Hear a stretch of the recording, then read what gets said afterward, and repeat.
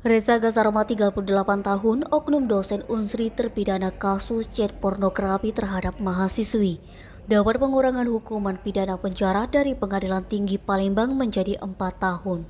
Sebelumnya, Reza Gasarma divonis pidana oleh Majelis Hakim Tingkat Pertama Pengadilan Negeri Palembang dengan pidana penjara selama 8 tahun. Juru bicara Pengadilan Negeri Palembang, Sahlan Effendi SHMH, dikonfirmasi membenarkan bahwa banding yang sebelumnya diajukan oleh terdakwa Reza Gasarma diterima Pengadilan Tinggi Palembang.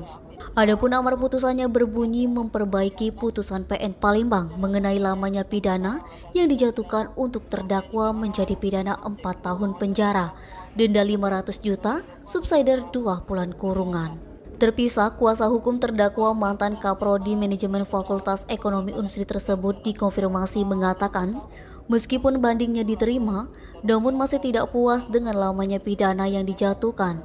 Mereka pun akan mengajukan kasasi. Fadli, Sumeko TV melaporkan.